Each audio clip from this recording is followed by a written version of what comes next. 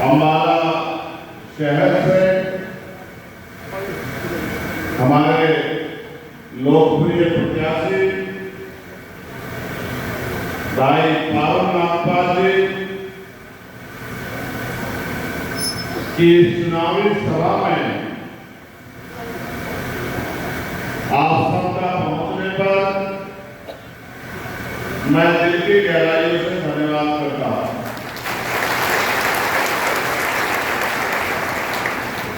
साथ साथ क्योंकि आज बारिश भी काफी हुई है, फिर भी इतनी बड़ी संख्या में पहुंचकर आपने मेरा, हमारे प्रत्याशी, हमारे नेताओं का हौसला बढ़ाने का काम किया। इसके लिए मैं पूरे आप लोगों का धन्यवाद करता हूं। अपनी बात को शुरू करते हुए सभी धर्मों में जन्मे सभी संतों, गुरुओं, महान पुरुषों को नमन करता हूं। अचानक से कार्यक्रम बदलना पड़ा क्योंकि सुबह के समय बारिश थी। बहुत कठिनाइयों का सामना भाई कमल जी को, भाई सोमनाथ जी को, भाई नरेश जी को, हमारे पार्टी संगठन और जेजेपी के हमारे नेताओं को और भाई पारुल जी को करना पड़ा। लेकिन कहते हैं कि तमन्ना अगर सच्ची हो तो रास्ते हजार होते हैं, तमन्ना अगर झूठी हो तो बहाने हजार होते हैं। आपकी मेहनत, आपकी तमन्ना और जिस तरह की तपस्या संघर्ष आपने अम्बाला शहर के लिए किया है, ये यहाँ उपस्थित जन समर्थन इस बात की गवाही दे रहा है कि इस बार जनता का आशीर्वाद भाई पारुल के साथ है और बहुत अच्छे पदों से वो विजयी होकर विधानसभा में पहुंचे। आज जब मैं आ रहा था तो मैंने कई बार अम्बाला के कई कार्यक्रमों में शामिल होने का मुझे अवसर मिला, लेकिन आज मैंने जब देखा जिस तरह से अम्बाला शहर, यहाँ की गलियां, यहाँ की सड़कें पानी में तरबतर हो गई है और यहाँ तक आम आदमी निकल के नहीं पा रहा। बैठने को भी, बच्चों को भी, स्कूल जाने वाले छात्र छात्राओं को भी और बुजुर्गों को भी सड़कों पे पानी के भरने से जिस तरह की परेशानी का सामना करना पड़ा, मैंने अपने कैमरे में उसको रिकॉर्ड किया।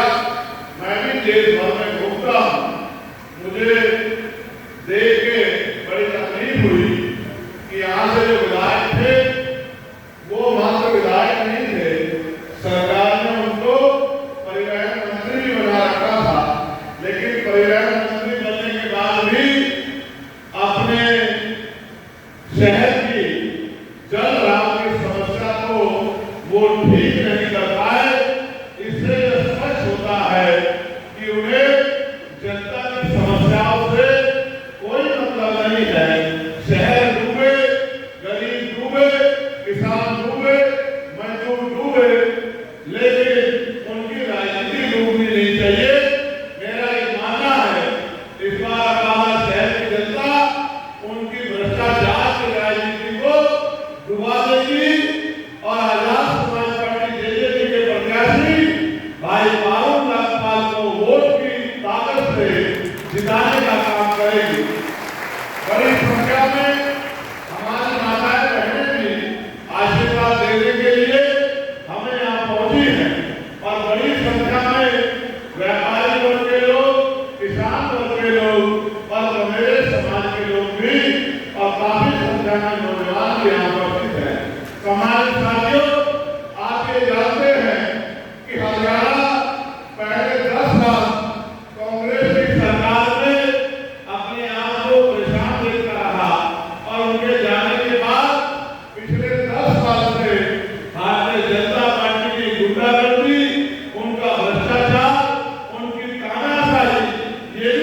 छिपावा नहीं है।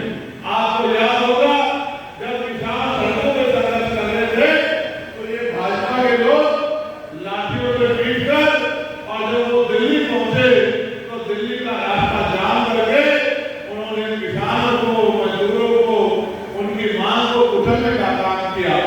हम लोग लगातार उनके संघर्ष में खड़े रहे और किसानों की लड़ाई को हर मोर्चे पे लड़ने का काम हम लोगों ने किया। और जब पहलवान बेटियों के सम्मान में बात आई तो पहलवान बेटियों के सम्मान की रक्षा करने का भी काम किया। सम्मानित साथियों, मैं तो धन्यवाद दूंगा हरियाणा की मातृशक्ति का, जहां एक समय था कि यहाँ बेटियों को तमाम तरह की परेशानियों का सामना करना पड़ता था।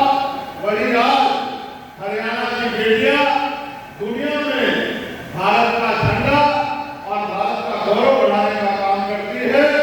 इसलिए हरियाणा की मातृशक्ति को भी नमन करना चाहिए। इस साल में जो भारत, हमारा देश बहुत बड़े पैमाने पे मेडल ला सकता था, लेकिन 6 मेडल लेके आ पाया। उन 6 में से 5 मेडल हरियाणा ने ला के दिए। इसलिए हरियाणा की महाजनता का मैं धन्यवाद करता हूँ और उनमें भी बेटियों का, बहनों का, मातृशक्ति का धन्यवाद करता हूँ। सम्मानित साथियों, ये जो वोट है ये आपका हथियार है और जनता अगर जिसको वोट देती है, अगर वो काम ना करे तो 5 साल बाद ही उन पे मौका आता है। जबकि अगर आप 10 रुपए का सामान कोई खरीदोगे और सामान अच्छा ना हो तो आप उसके खिलाफ जिससे खरीदा है उससे भी कंप्लेन कर सकते हो और कंज्यूमर कोर्ट में भी जा सकते हो। लेकिन उसके विपरीत वोट जो करोड़ों रुपए से ज्यादा कीमती है, 5 साल का भविष्य तय करती है, आपके प्रदेश, आपके क्षेत्र के विकास के रास्ते को तय करती है। उस वोट को जब जिसको आप सुनते हो, अगर वो आपका काम ना करे, आपके क्षेत्र में विकास न कराए, अच्छी योजना बनाए, तो आप उसके खिलाफ किसी भी वोट में नहीं जा सकते। 5 साल बाद उसके खिलाफ वोट करके ही उसको सबक सिखा सकते हो। इसलिए वोट को बहुत सोच समझ के देना चाहिए। वोट देने से पहले 1000 बार सोचना चाहिए। जिस तरह से हम छोटे छोटे काम करने से पहले कई बात सलाह करते हैं, कई बात सोचते करते हैं, उससे अपनी तो जब हम वोट डालते हैं तो जाति धर्म के नाम पे और लोगों के झूठे वादों को सुन के वोट डाल देते हैं। जबकि उसके विपरीत जब से बाबा साहब अम्बेडकर ने हम लोगों को जागरूक बनाया है और पीढ़ी दर पीढ़ी हम लोग वोट की ताकत को समझकर वोट के इस्तेमाल करने के लिए समाज को, गरीब, किसान, कमजोर समाज को वोट के चिंतन करने के लिए समझाने, जागरूक करने का काम कर रहे हैं। आज ये स्थिति तो बनी है कि बड़े पैमाने पे लोग जागरूक हो गए हैं और वोट का इस्तेमाल बहुत समझदारी से करते हैं। मैं तो हमारा शहर की जनता से कहना चाहता हूँ, जिनको 10 साल मौका मिला उन्होंने आपकी दुख पीड़ा को खत्म नहीं किया। जिसको नहीं मौका मिला वो लगातार आपके क्षेत्र के लिए संघर्ष कर रहा है, आपके आवाज उठाने का काम कर रहा है। बहन बेटियों के लिए नए अवसर प्राप्त कराने की सोच लेके भाई रामपाल जी संघर्ष कर रहे हैं।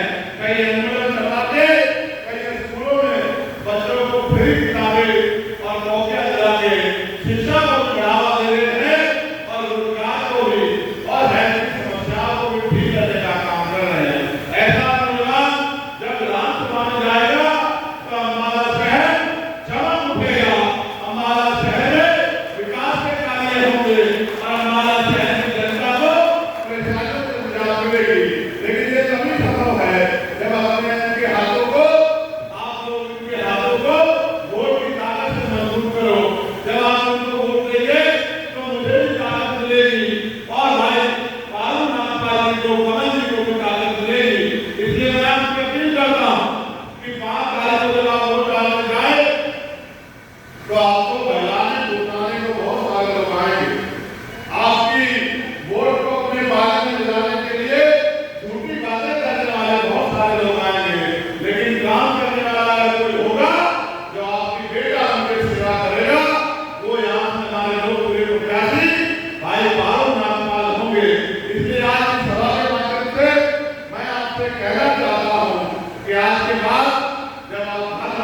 के